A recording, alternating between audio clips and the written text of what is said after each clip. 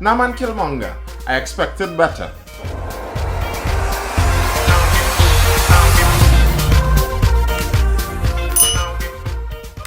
Eric Killmonger, also known as the actor Michael B. Jordan, or Michael B. Jordan, also known as the actor who played Eric Killmonger in the famous movie Black Panther.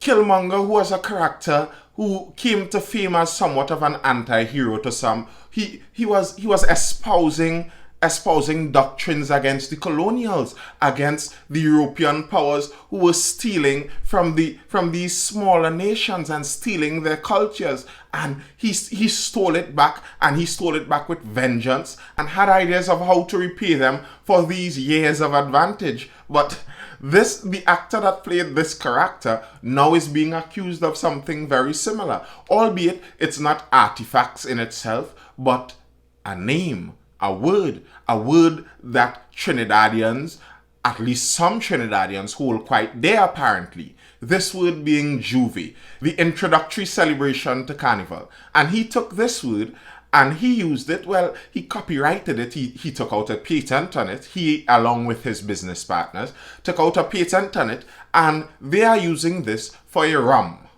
Michael B. Jordan criticized for launching J'ouvert rum. Social media users up in arms over trademark application for the word J'ouvert.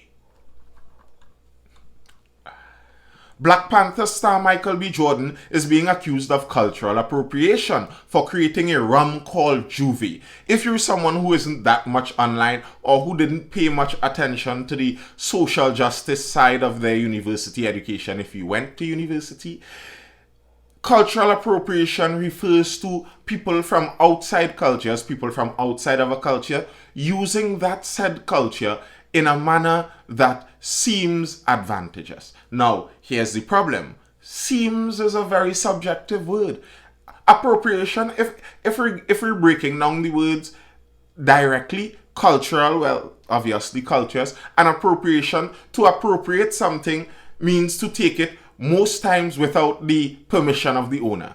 And if you take something without the permission of the owner, that's basically stealing. But usually appropriate is used more for politicians and people in the higher classes in life. You know, we can't use lowly words like stealing and banditry when we refer to politicians. So a politician appropriated the fund. If you're a common thief, you stole it. But as a politician, they may have appropriated it.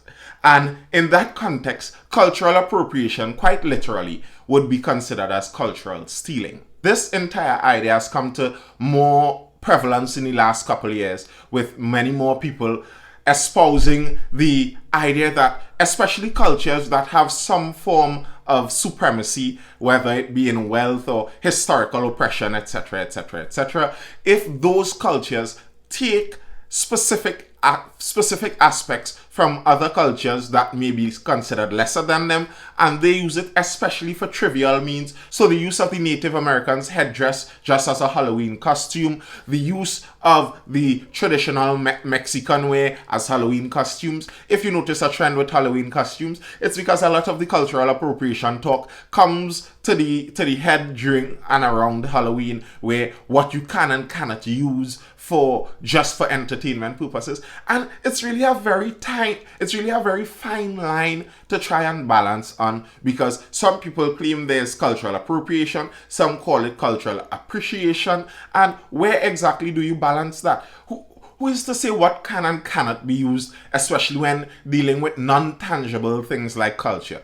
What part of your culture can someone else use, and how can they use it, and who determines that, and who within a culture determines that? If one person from inside the Trinidadian culture gives permission for someone else to use it, can they then use it? Can anyone give permission for anyone else to use it, or is it just only Trinidadians who can use Trinidadian culture? It gets really murky when you're thinking cultural appropriation, and I understand the intent behind it. There is a kind of advantage, and especially if you get to understand some of the historical abuses that went on, it seems like a spit in the face sometimes for some of these cultures to now come and use things that they once would have degraded another culture for using. But I am not sure exactly how you police it. Jordan's girlfriend, Lori Harvey, posted the rum on her Instagram stories on Saturday, congratulating him on the launch of his new venture. The photos also showed a box containing, among other things, a bottle of rum, 2 bottles of Angostura bitters, and a recipe for a J'ouvert rum old fashioned. Now, 2 things there. First up, the man girlfriend kind of put him up. Next thing, they had an idea, a plan to have a launch, and in the launch they might have invited a cadre of Trinidadians, quite a few Trinidadians to the launch, so it felt more inclusive. Who knows? He wasn't the one who made the announcement of the brand launch. It was his girlfriend. So I'm not sure if that was the intended means they meant for it to get out there, and because that's not necessarily blaming her, because obviously I don't think that she would have known that this would have caused what it did cause, but it brings credence to sometimes the online memes and the online sayings of the real hustlers and the real money makers and money movers out there, and they talk about make your moves in silence, and you could see some sense in it. If that move was made in more silence, up till now, there may not have been the furor that it has now. The second part in that is that in the launch box, very interestingly, there was Angostura bitters with it.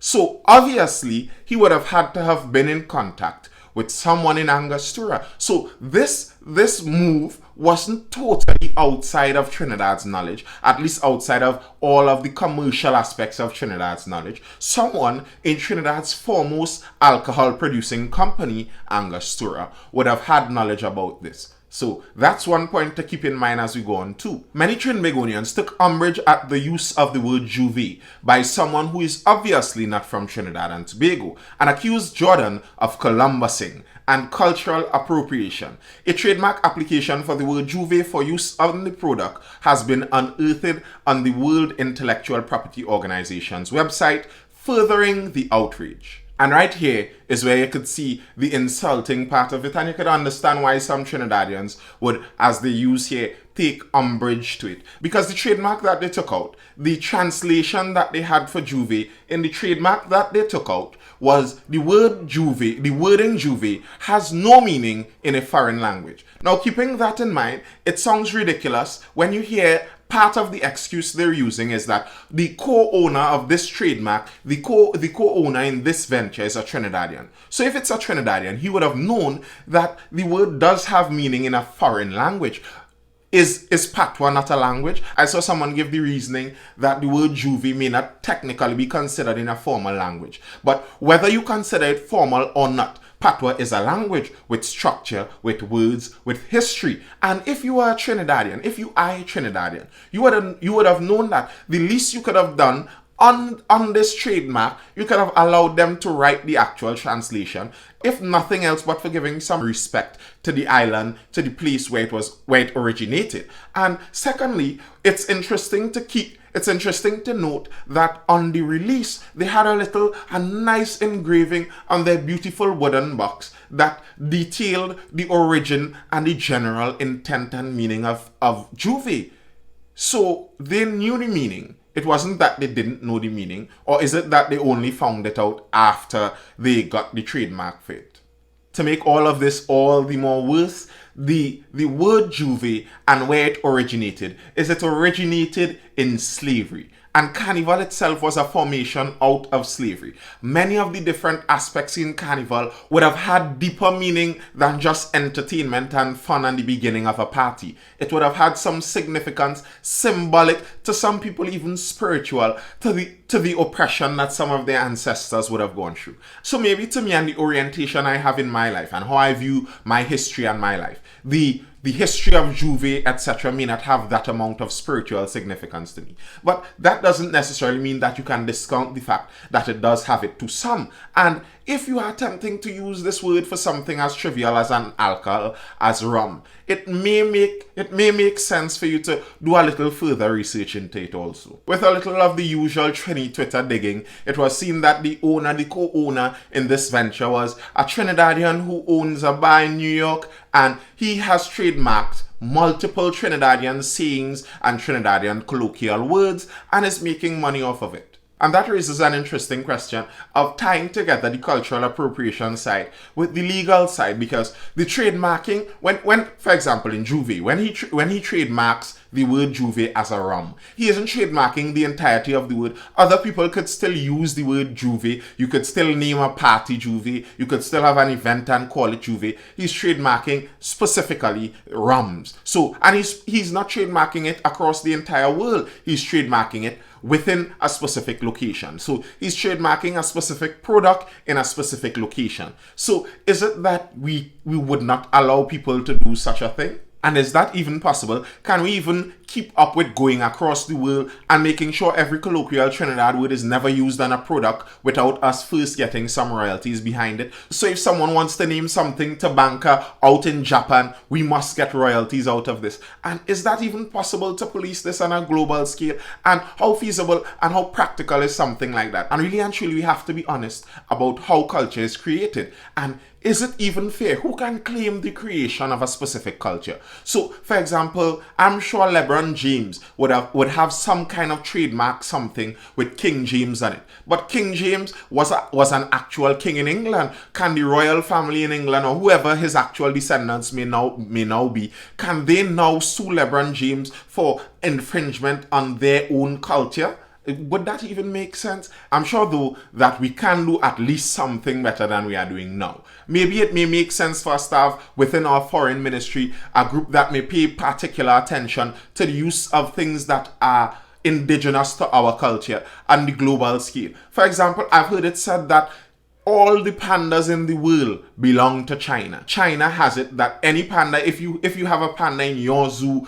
in whatever country you have, China owns that panda. You could fact check me on that and see if I'm exactly correct, because I've heard that a while ago. But I've heard that. So maybe there are some things we could do to trigger some kind of legal ramification if someone attempts to make their own money off of our products. But I don't have much hope for us doing that in something as difficult and esoteric as a word. A word is much more difficult to police than our whole national instrument, and we lost our whole national instrument patent one time, making a whole New York Times headline, "A Nation Steals Soul." Back in July 7th, 2002, this article was published. It's been a tough year for Trinidad and Tobago. Tourism is way down, and its members of parliament are still fighting over disputed elections last December. But worst of all is the alleged theft of their national symbol, the steel drum. On April 16, the Daily Trinidad Express broke the story that two Americans, George Whitmire and Harvey J. Price, had won the patent for the process of formation of a Caribbean steel pan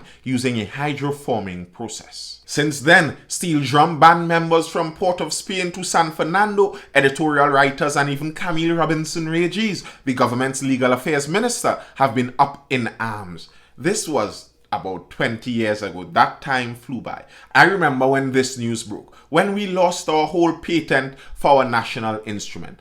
And since then, we've been hearing many people making the call that on a global level as a country, we need to get more serious with things that belong to us culturally. And maybe this is just another step in that same lesson that hopefully at some point we may know. At least the good news on the side with the pan is that the controversial pan patent actually lapsed. Controversial pan patent lapses. This was an article back in two years ago, February 13, 2019, the US steel pan patent that rocked Trinidad and Tobago 20 years ago has lapsed on fee-related grounds, and the patent is now listed for official expiration on June 23rd.